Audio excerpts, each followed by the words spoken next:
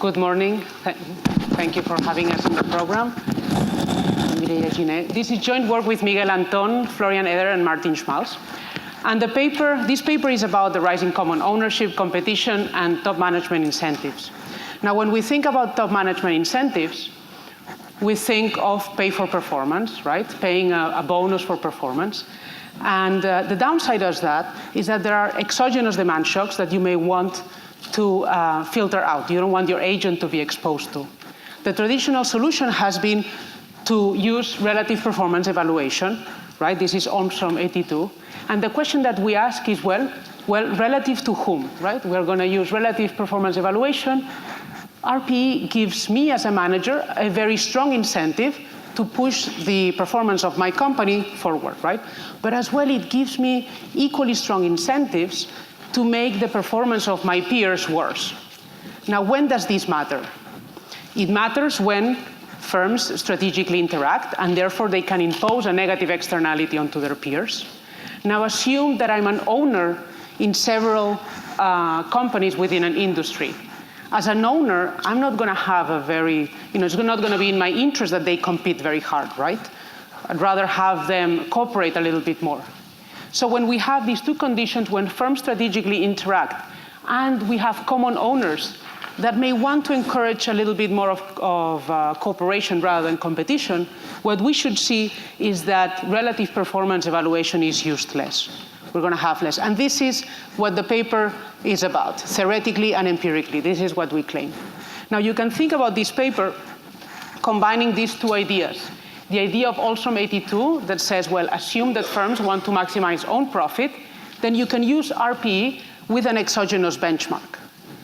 Now, we have Hart says, well, but when firms interact strategically, and therefore industry performance is endogenous, own profit maximization is no longer the unanimous objective. And the authors put these two ideas together, in fact, in another paper in 87, saying to what extent will the conduct of firms be different from the assumed profit maximization behavior, and if it differs, what ramifications does it have for market outcomes?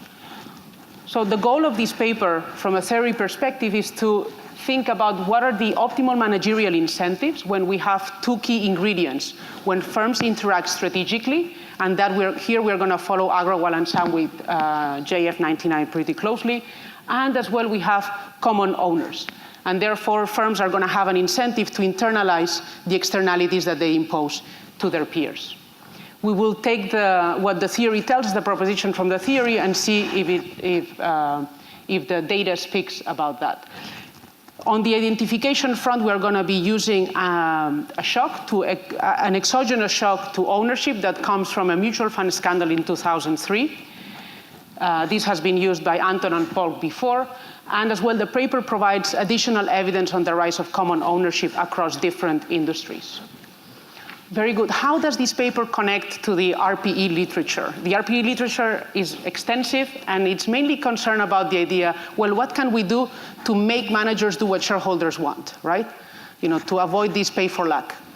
What we actually do is take a different angle in this literature and say, well, but what do really shareholders want managers to do? What do shareholders really want? Because maybe they are paying managers for luck, and in fact, or paying for industry, because they want that. In a scenario with common ownership, that's what shareholders want. Right? How does this paper connect to the common ownership literature?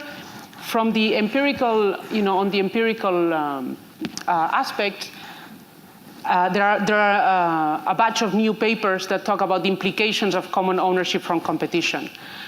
The Athar, Schmalz, Teko, and Reina, in particular, they say that as an industry becomes more commonly owned, for example, the airline industry, then prices, they seem to go up and quantities go down. Now, of course, there is a concern about this literature, about these papers to say, well, isn't it a big jump from ownership to prices? This is a pretty large jump, right? And what we try with our paper is to provide a mechanism to say, well, maybe executive compensation is the mechanism that allows us to have these outcomes present. Who are these common owners? Here I show you the top, the largest banks in the US and the top shareholders. And you can see that we have the usual suspects, they are present at everyone, right? So, from the outset, we're going to see that Bank of America probably is not going to compete very strongly with Wells Fargo, should they have, should they, when 20% of their ownership is in hand more or less with the same owners. Moreover, we know, for example, that in September, the CIO of Berkshire Hathaway was appointed to the board of JP Morgan. Now, I'm not sure if he's going to push very much for relative performance evaluation, JP Morgan relative to Bank of America and Wells Fargo, for example. And that's exactly what we want to test with the data. Do these funds care about compensation? Yes, they do. They engage in thousands of meetings, and in half of these meetings, they actually have compensation in the agenda. And BlackRock says openly that actually they engage, this is the carrot, and when the engagement doesn't work, they use the voting, they use the stick. And in fact, in 96% of the cases, they endorse compensation. Can these mutual funds coordinate with the top CEOs? In fact, they meet constantly, and they have specific gatherings together. We have casual data on that they gather to talk about strategies and the directions of certain industries. Okay, let me talk a little bit about the theory. So the objective is to incentivize the manager in the cheapest possible way, such that she sets the desired market strategy. And as I said, we have two ingredients. We're going to have imperfect competition, both competition a la Bertrand or Cournot, and as well we are going to have diversified shareholders. And therefore, we are going to incentivize managers to maximize shareholder value rather than own firm profits in isolation. More formally, we have two firms. They have this inverse demand function. And we have two risk-neutral managers that are going to be compensated with this linear contract. The way that RPE is present here, we are going to, if we have a very high alpha, positive high alpha, we're going to put a strong weight on own profits. And if we have a negative beta, we're going to be cleaning for these exogenous shocks. So what we are interested in is to see how does the optimal alpha and beta change with common ownership. In terms of shareholders, we're going to have two shareholders. Shareholder A has control over firm 1 and the rest in firm 2, and shareholder B has control of firm 2 and the rest in firm 1. Very good. And the shareholders' maximization problem is the following. So, the shareholders are going to choose alpha and beta to maximize the value of their portfolio, subject to giving the outside option a wage that is higher than the outside option, and as well subject to the managers maximizing their salary by choosing the right price or the right quantity. Okay. So what do we find? So the solution, both for Cournot and Bertrand, may look a little bit complicated, but essentially it's giving us the same conclusion. So beta over alpha, it's going to depend on 1 minus x, which is the degree of common ownership. And we can see, what the proposition says is that an increase in common ownership, 1 minus x, increases the inverse compensation ratio, right? So basically, we're going to put more weight into others' performance and less weight on our own performance. Good. And that's what we want to take to see if this is the case in the data. We use pretty standard data, executive compensation, Compustat, and CRIS for performance and industry definitions. We obtained the ownership data from the 13F, and the definition of common ownership here is the MHHI delta. There are different definitions that we could possibly use, but we start with this MHHI delta, which comes from the antitrust literature and which complements very nicely the HHI. And basically, it's a measure of concentration that focuses on the overlap of shareholders within an industry. Let me give you a sense of how this MHHI delta looks like for very broad sectors. We can see that in the beginning, in '94, they were around the level 1,000, and by 2013, it increases close to 2,000. This is a relatively important jump. In fact, if we put it in perspective, a jump of 200 points, the Department of Justice already starts to be concerned about these changes in concentration. Very good. So this is our baseline regression. And what we actually have here, this is total flow compensation Our alpha is going to depend, or is going to be the coefficient for own profits, and beta for peers. And alpha and beta are going to be extended, are going to be including the HHI, so the concentration, as well as the MHHI delta, which captures the common ownership. And what we want to test is whether these alpha 3 and beta 3, are they different from 0? Does common ownership matter at all for determining compensation? And then we will look how does the ratio, the inverse ratio, beta over alpha, change with changes in common ownership. Okay, this is the first set of results. So what we have on the left-hand side is total compensation, and on the right-hand side, we're going to have own and rival performance. We're going to extend it by the HHI, interacted with the HHI, and interacted with common ownership. And if we focus on the first two rows, we see that when common ownership is high, right, our coefficient, right, the alpha 3 tends to be negative. We put less weight on own performance.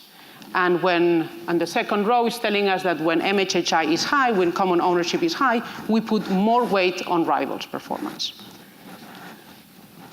But of course, what we are interested in is what the theory is telling us, which is something more specific that speaks to this inverse ratio, the beta over alpha. How does this ratio change with common ownership? And this is the statistic, and essentially what we find is that this change is positive and statistically significant, so it's telling us that when common ownership rises, there is less RPE. Okay? Alternative specifications. We started the paper very much following Agrawal and Samwick, but the literature has updated itself very much. So the more modern specifications are using the log of TDC1 on the left-hand side, and they are using as well returns on the right-hand side. And here, again, what we see is that own tends to be, the weight, own interacted with common ownership tends to be negative, and common ownership with rival, it's either non-significant or positive. And these regressions have executive firm fixed effects. So here we are identifying the changes within an executive that stays at the same firm. Again, here the coefficient, so the relationship between the beta and alpha is, again, positive and significant, especially for the executive firm fixed effects regressions. Alternative specifications. This incentive literature has moved now to consider incentives beyond flow pay, saying, well, CEOs, they don't care necessarily only about how much they're going to make that year, but they care about their wealth, how much they have accumulated through time, and how does that change with performance.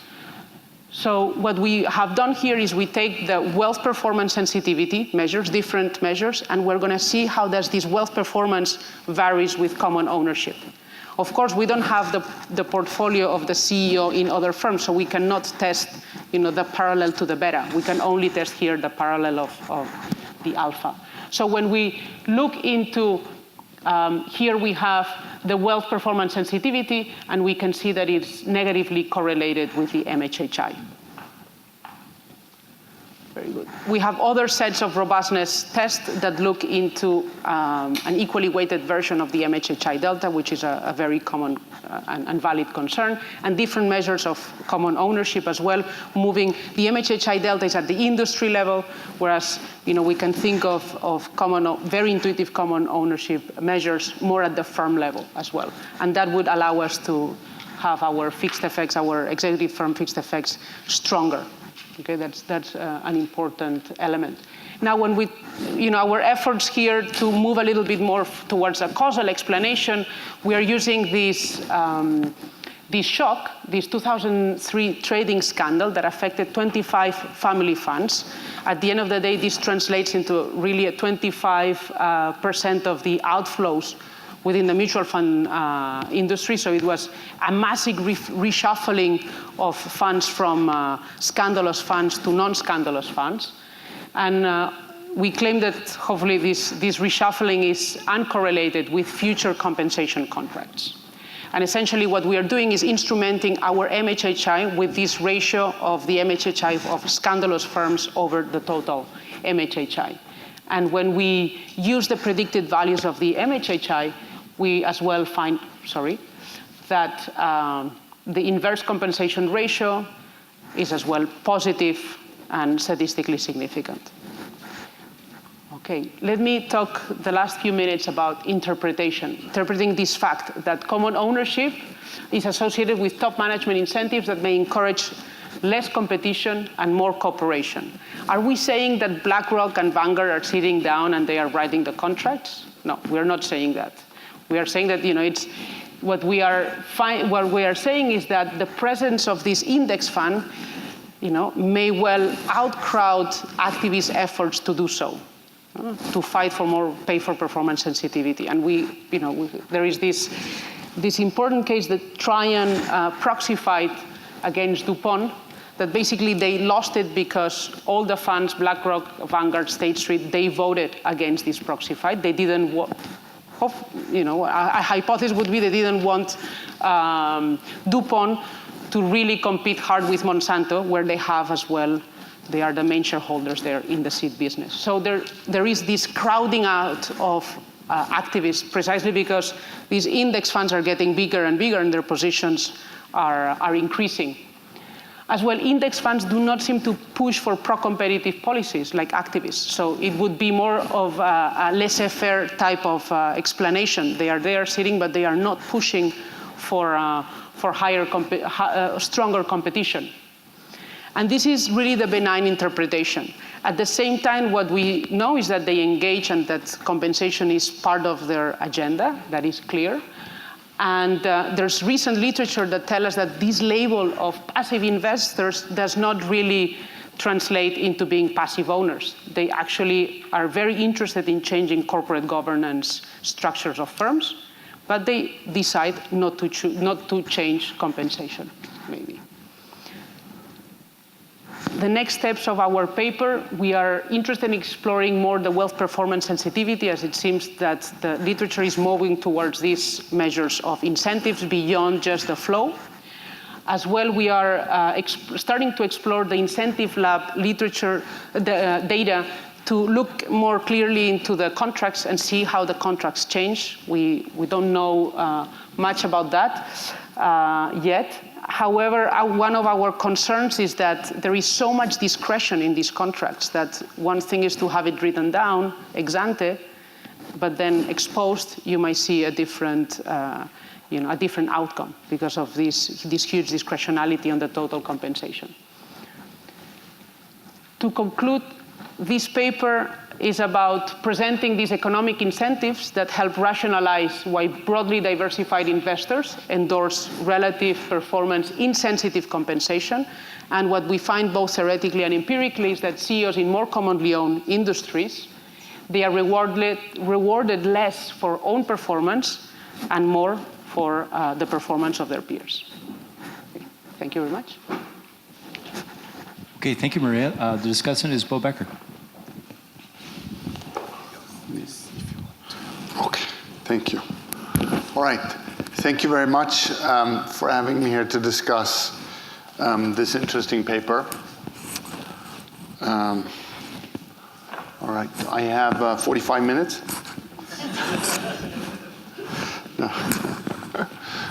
No, I promise to keep it short so that there's time for discussion. This is a paper about common ownership of publicly traded companies. The anti-competitive impact of having the same owner in multiple companies, so that owner does not want firms to compete. And this is related to some recent work on common ownership and product market behavior, both airline pricing and bank lending rates. And that's getting a lot of attention. The main idea here is that when institutions own equity in firms in the same industry, so that one firm's behavior impacts the profits of the other firms, then those owners, those institutions, will not want the firms to compete aggressively against each other. This is a strategy, I guess, that was perfected by the trusts around the year 1900 in the US. So you monopolize an industry not by combining all the economic activity in that industry in one firm, but under common ownership, and you coordinate. And of course, the underlying assumption, or why does it work like this? Well, competing aggressively usually means hurting your peers' profits. And that reduces overall industry profits. Okay, I think that's not controversial, that that's going to be the case almost everywhere. That's Economics 101. And I think this paper and this topic is related to several patterns indicating that the level of competition is falling generally.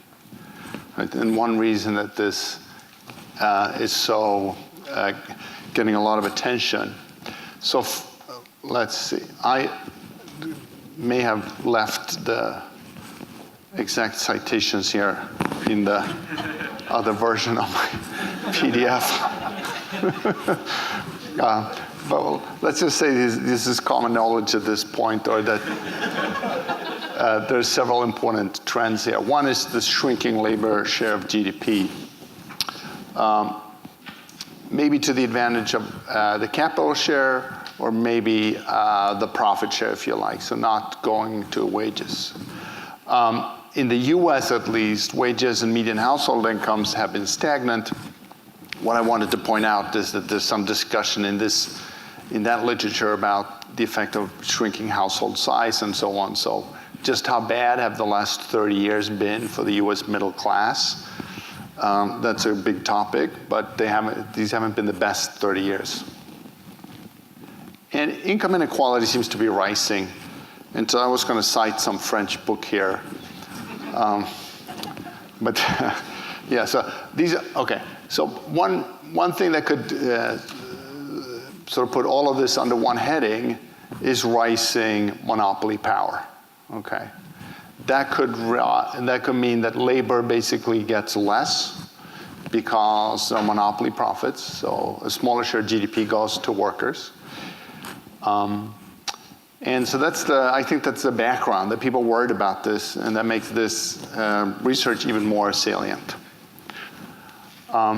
And not that the authors necessarily have anything to say about income inequality, but I think that's in the background here. It does raise a question, which is, well, where does lower competition come from, and are there alternatives to joint ownership? And I think that is an interesting conversation to have at some point. So if we believe that all of this fits very nicely with low competition in the economy, this seems like this line of research is proposing one possible explanation for why there's less competition. And once you're at that point, you would like to know, well, wait, what are the other possible forces? So I'm not necessarily saying that Maria has to deal with all of this in this one paper, but I think this is where the policy implications and the welfare implications lead you to want to investigate. All right.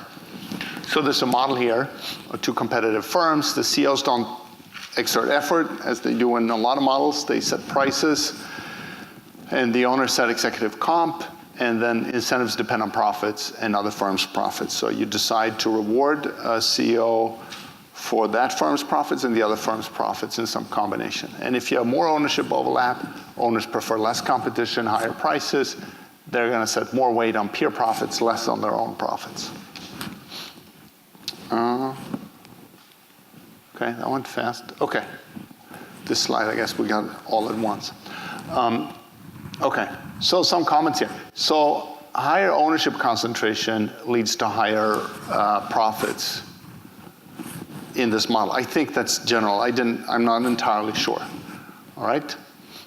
And so if you think that there's a world where higher ownership concentration produces higher industry profits and successful institutional investors, you could see how this would lead to increasing concentration of holdings over time. You'd think an economy where there's some kind of dynamic development of ownership would reward ownership concentration.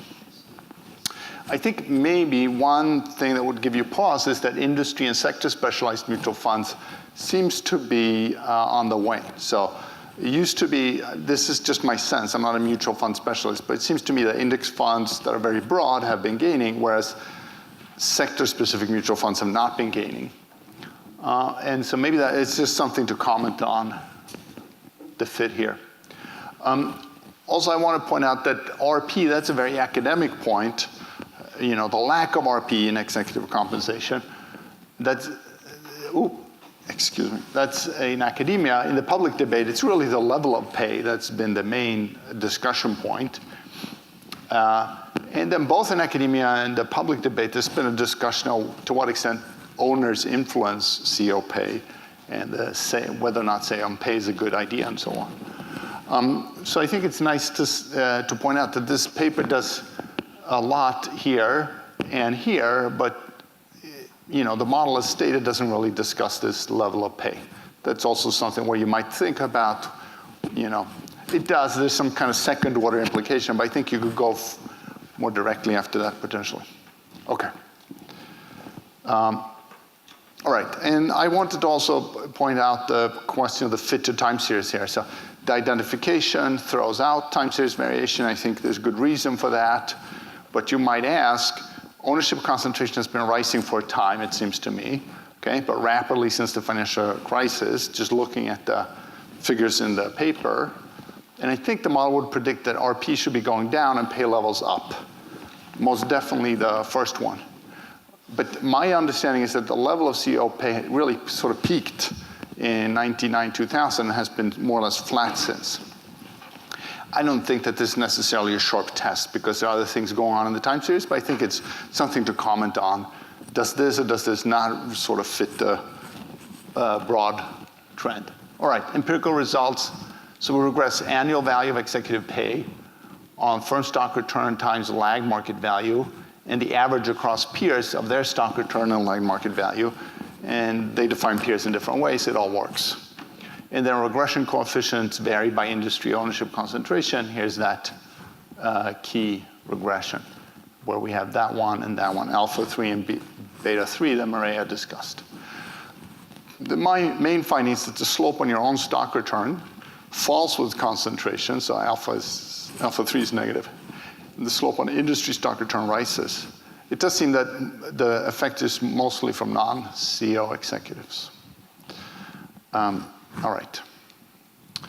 I think there's a scale effect here, but maybe I misunderstood the definition of the variables. It doesn't seem necessary to have something that has this kind of scale in it. I don't know if it makes interpretation harder. All right, I wanted to make one comment on this, which is using industry versus firm level identification. So I think this paper doesn't look at the ownership concentration for a given firm. The authors focus on an industry. I think this is a natural level of observation because there's an anti-competitive industry, then that's a statement about the whole industry. On the other hand, it does disregard some possible interest in cross-firm variation. Let me give you an example, if I can make my picture appear. So there's an industry with 3 firms, okay? Firm 1 is owned by a bunch of small owners. Firm 2 and 3 are owned by that same big owner, okay? And I think that the model makes very different predictions for these firms, okay? Now, the model has only 2 firms, literally, but you could easily see how an extension would predict that firm 2 and 3 should be operating to maximize their joint profits, whereas firm 1 would completely disregard firm 1 and 2. Also, firm 2 and 3 would disregard firm 1. Okay, now we're throwing out all of that interesting variation when we're saying, oh, on average, this industry has some level of co-ownership. So it's not a criticism, really. It's just saying that it seems like there's a rich source of variation in the data where we have strong predictions from the model, and we would like to check it out. Okay, then let me talk quickly about the natural experiment. So Anton and Polk, it's about a trading scandal which produced outflows, sudden and large outflows from some mutual funds and inflows into others. And I think it helps solve a general concern that the concentration in an industry is not randomly allocated, which is nice. I do find the 2-stage least square IV setup a little hard to interpret. There's so much going on with the variable definitions and what's really happening to concentration around this event. So for me, I think it would be easier to understand a simple diff and diff. Say, here's a bunch of firms where this shock raised ownership concentration. And maybe there were other firms where it lowered it, and just see over time how things changed, instead of this massive panel regression with multiple steps and so on. Okay, so to wrap up, what about the welfare implications? So the broad welfare implications of this research agenda include A, large institutions and overlapping ownership are bad.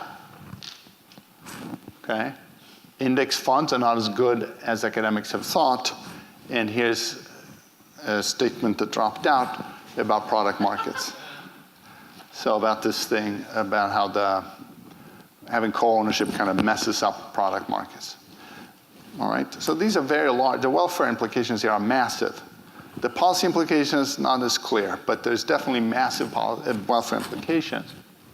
And so I think a result which both is unexpected or sort of different from what the literature has previously discussed, and also has large welfare implications, does naturally face a higher bar, where people ask more questions of that result than something that's expected and has small welfare implications.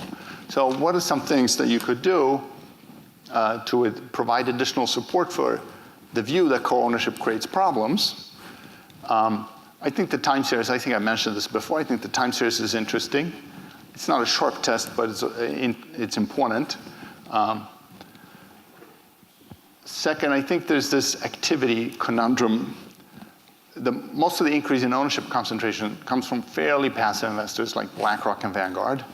And I think Maria talked about this a little bit, and she said it's in fact not the rise of these guys, but it's the decline of the activists that's implied. I think it's interesting to kind of dig in here a little bit. Are these investors really informed and involved, and how do they impact the role of activists, and how does that work? I think this is a rich topic and something that you really want to know a little more about the mechanism. And also on the mechanism, I think it would be interesting to know how owners communicate their desire for low RP to portfolio firms.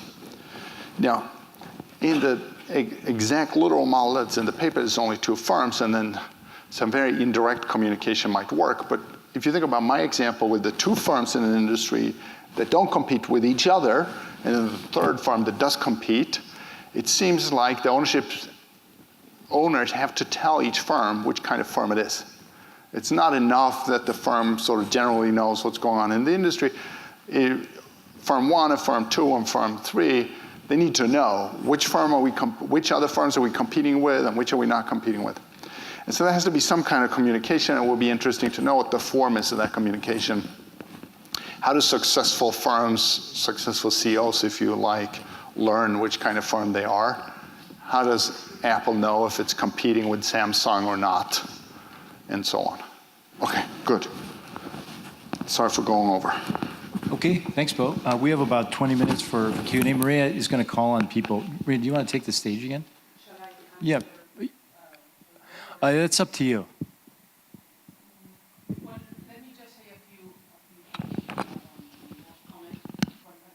Why don't you take the stage? Just a few. Thank you very much for your points, your comments. Regarding the rising common ownership, yes, it's through two channels, right? The increase in index funds, and as well the mergers that have been happening within the sector. So the BGI and BlackRock, meaning this was the largest one, but there have been as well many other mergers that are leading to this increase in common ownership. Yes, we will say more about the level of pay. I think that's a very, very good point. We need to pin down better in the data that. Regarding the scale problem, regarding the change, our first specification was using the Agrawal-Samwick model, and therefore we had on the right-hand side changes in the value of your firm and in the value of peers. But then we have moved on to a more modern specification using returns. So hopefully we have less of a scale issue in that sense. And as you point out, it is important to as well move from this common ownership at the industry level to a more refined one at the firm level. And intuitively is saying, well, how much of my shareholders, if I take the top 10 shareholders, how much they own in my peers? And with that measure, I can do many more, I can pin down the effect in a much more precise way. For the IV, yes, we will try the diff in diff. I think that will help us as well. And regarding the welfare implications, this paper is a little bit, it's narrow in the sense that we are trying to see how this link between ownership and the decision of prices and quantities may come about. But more broadly speaking, common ownership helps solve some free rider problems, right? So if we think, for example, from an innovation perspective, the free riding that takes place as I innovate, we may well see that maybe common ownership has a positive effect on other corporate decisions such as innovation. Right? Okay, yes. I have a question about industries, because that's obviously doing a lot of work. Yes. How do you adjust for the fact that your data source is 13F, so you're looking at publicly traded firms, and so how do you adjust for the fact that there's lots of firms that are not public, and there's fewer publicly traded firms over this time period? There might be certain industries with a lot of private competition, certain industries with relatively little private competition. So that's question one. And question two on the industry definition is, does it make sense to look at sectors that are tradable versus non-tradable? Because if it's non-tradable, then the domestic firms would presumably define the industry relative to where it's tradable, and then you're dealing with the entire world. Yeah, this is a very good point. So far, because of the availability of data, we can only say something about companies that are publicly trading. And because we take a stand and we say, look, this common ownership using the MHHI delta goes hand in hand with the measure of concentration, we are using both concentration measures that are only for data of firms that are publicly traded as well. So in that sense, we are consistent, but yes, we are missing what is happening in the rest of that market that is not publicly traded. What our effort has been to say, well, let's define industries in a more economical, meaningful way and use the Hoberg and Phillips definitions, and then define peers as well, say, well, who do you compete? We know that companies compete with peers that are as well in the same scale. So narrowing it by size as well within a peer, within a class of SIC codes or Hoberg and Phillips identifier, then that helps us to identify what we are mostly interested in is to identify who are the peers, and are you deciding to have a compensation contract that puts more weight onto those. So because we have publicly traded companies, we are hoping to think that their peers are as well going to be publicly traded. But yeah, we understand that we are a bit narrow in that respect. Yes. I have a question of how you think about the plausibility of the mechanism, what's going on there. And you said on some of your slides that Vanguard and BlackRock, they are probably not actively pushing this. And I think Vanguard has 19 people in their corporate governance department. So just the resources to do anything more firm specific are probably not there. And then you did say that maybe an alternative story is that they are sort of crowding out the more active investors, and I think that's a good story. I wonder your experiment with the mutual fund scandal, to what extent it actually gets at that margin of institutional ownership. Because if you're thinking of crowding out, well then we have to think about who are these investors replacing?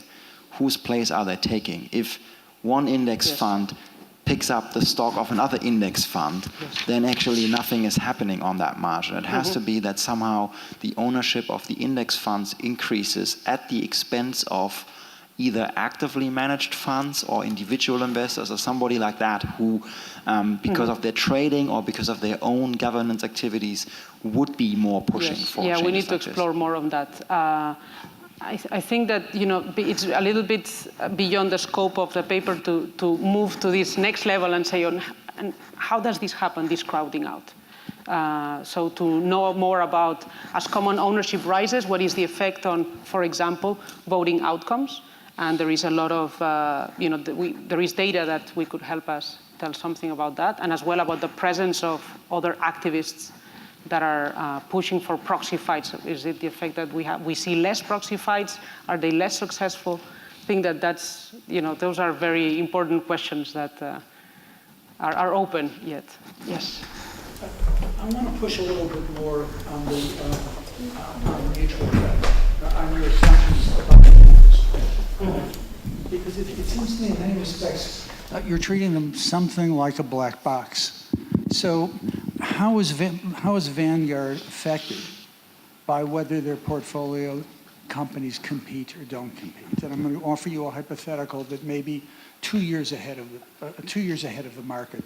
That is, 2 years from now, there are a fair number of predictions that the management fee that Vanguard will charge for an index fund will be zero, which is to say they will not be affected by the value of their index fund.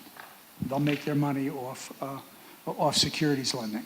Mm-hmm. So what is it about the utility of Vanguard, in my hypothetical, that suggests they care one way or another about whether their portfolio, their 4 banks or their 4 airlines compete or they don't compete? They make identical, Vanguard makes identical returns regardless of what happens in the product market, because they're not getting paid based on asset value. So that's the Vanguard folks. Take now a firm that's choosing. You're modeling the fund as if the fund had a collective utility function. That is, yes. They may run 15 firms, but before that's right or not, you need to look at how the portfolio managers are compensated. And if the portfolio managers are compensated on a relative performance basis, then they're making a judgment in their trading about whether they want to support competition among or not. And my point is simply that your initial model makes assumptions about the behavior of the owners, which there are at least alternative assumptions that may actually fit the world a little more understand closely. Your point. I understand your point. You need to unpack that a little bit. So, one possible response is to say, does the Vanguard fund individually care for more or less competition? No, they don't. But does the family care for more competition? The family of funds. So when they vote, when BlackRock votes, they don't vote individually, each fund. It's as a pool. It's as a family of funds that they coordinate. No? Well, as long as my interactions with BlackRock, they say that they centralize the voting. They will centralize voting on salary, centralize voting on corporate governance. They may very well not centralize voting on things like activist issues, because that affects their portfolio, their active portfolio managers' compensation. In the end, I mean, in some ways, what your model suggests is that mutual funds will care relatively little about compensation issues, and they'll care a lot when activists think that the compensation policies generate an ability for activists to make money by making changes, and the voting, BlackRock votes roughly 50-50 on activist campaigns. So getting the motivation of the funds right, that's a very add a lot to the interpretation of the data. Okay. Thank you for your point, yes. René? I wanted to suggest maybe a more direct test of the common ownership and compensation link So my understanding is that a lot of firms actually have compensation peers.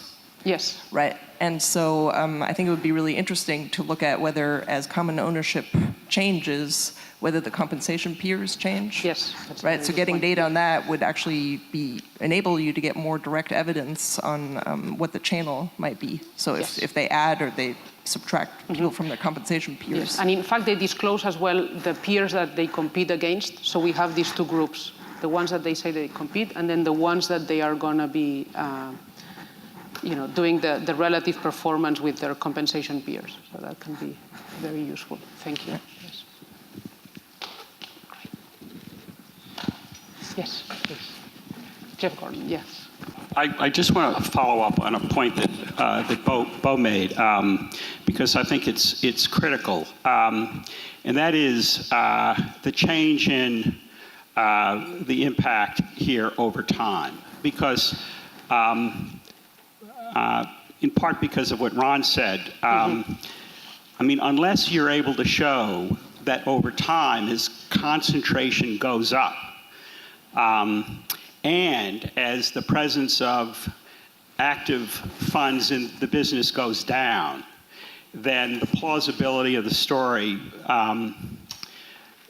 is under question. And then we get to a situation where Mike Klausner at the very first meeting of the GC said in response to the positive results on the GMI index, that's not my issue. The fact that a result without a theory is there, is a problem for the empiricist. It's not a problem for the theory. And so literally, your results would suggest that the effect that you suggest would strongly be increasing now relative to in the past. And if it because of the nature of the business, right? And so if you can't show that, it seems to me that that's the hockey stick. I mean, if you're able to show that, then it seems to me then that's gets attention. But if you can't, then there's a curiosity, and maybe which the other, it's. I totally agree with you. We should see a stronger effect in the last years, right? Because common ownership has been rising strongly from the 2000 onwards, and so we should really see a result from the other thing you want to look at, it seems to me, is the impact of say on pay. So that was an exogenous change in the governance environment that these firms faced. And so if your story is correct, then there ought to be a difference in that reflects itself in the degree of support for different comp plans conditional on the concentration effect that you're showing, or the industry effect that you're showing, after say on pay is put in, because then, right, I mean, there ought to be an effect that manifests itself in the actual challenges to compensation that's brought after this exogenous change in the governance landscape.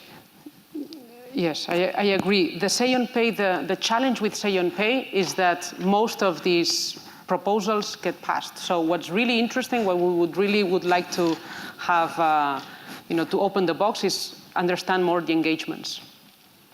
How much do they engage before they go on and they vote on the say on pay? There are very few votes that get challenged for us. So it's going to be hard for us to see in the data as common ownership increases whether this is going to have any variation on the say on pay outcome. I mean, we're going to look into that, but I know the say on pay data, and it's one of the challenges of the literature is that, yes, most of them pass. And what we're really looking for is what happened before they passed, because actually they engaged a lot, because missing a say on pay vote has dramatic impact on the CEO tenure and the company. We're gonna look more into that. Yes, at the back.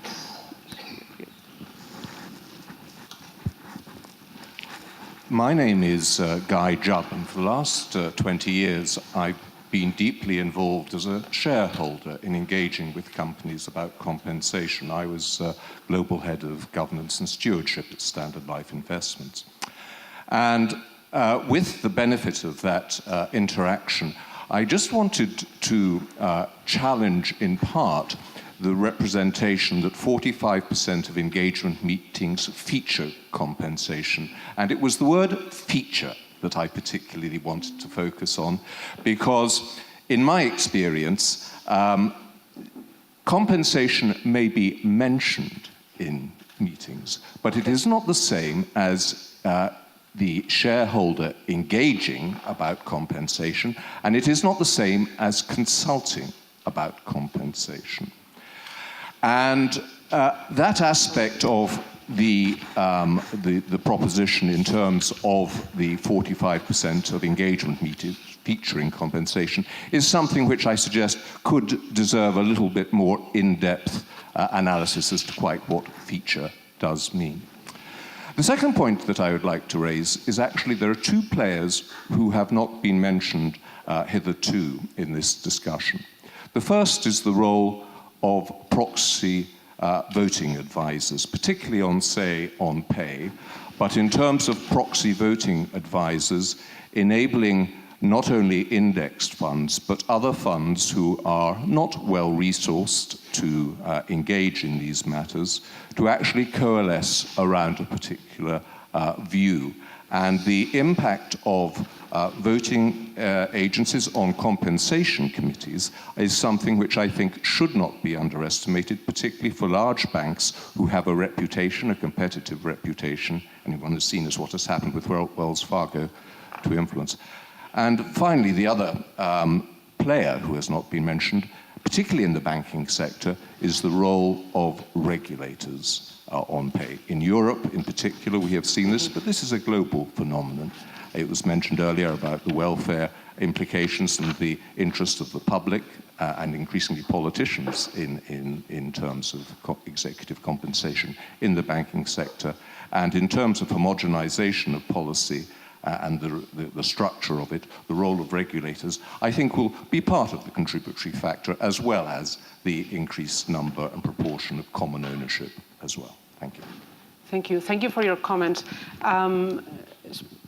It makes me reflect on this difference between featuring or consulting on. I think it would be interesting, for example, to explore who are the consultants. If we would have the data on compensation, who are the consultants? Because as the consultants consult firms in the same industry, it may well be the case that they are suggesting the same contracts to all these firms, and maybe that is the channel. We don't know, but that makes me think. One more question. Okay, Ben. Thank you. So I wanted to ask a little bit about your pay performance sensitivity result. Okay. The regressions you run, where you make the dependent variable, the Edmonds 2009 the wealth performance. Yeah, that's right. So this is actually an interesting result. I have questions about mechanism and other things, but let's just focus on this for now. The intuition of the paper seems to be that as common ownership rises, yes, pay performance sensitivity falls. Falls for own, yes, yeah, and for increases own. for peers. So that strikes me as, you interpret that as consistent with the overall thrust of the paper, which is, look, if you have, basically what Edmonds is measuring is stocks and options in that particular firm, and you say, look, the less you have of this, the less likely you are to have incentives to maximize your own firm's value relative to other firms' value. See, it's funny, I actually have the opposite intuition. Okay. And the reason is that what Edmonds is measuring is stock and option ownership, but remember, these are not meaningfully indexed against peers. And in the firms that you're looking at, stock and option ownership paths are highly correlated with each other. That is, to own stock in and indeed, this has been a subject of a great deal of criticism of stock and options as a pay device, because they don't reward relative performance, but instead, rising tides or falling tides tend to drive the outcomes of stock and option pay. So actually what you find is that the more common ownership there is, the less stock and options one holds that tend to reward increasing industry profits or penalize falling industry profits. So I'm wondering whether you think that this interpretation is one worth focusing on. And I just want to be clear, one thing that's really hard to do with the Edmonds measure is to say anything at all about relative performance because of an artifact of securities and tax law.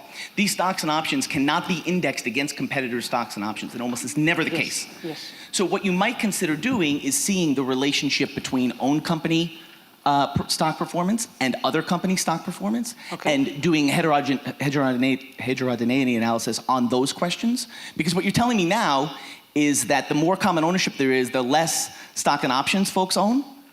Not own. The sensitivity lowers. I'm talking about an elasticity here. So the wealth performance sensitivity is negatively correlated with common ownership. But But it's the- yeah, I mean, no, that's- point taken. Yeah, we need to talk more and Because I have to want tell to you, understand it well seems to your me it's actually the interpretation. opposite result.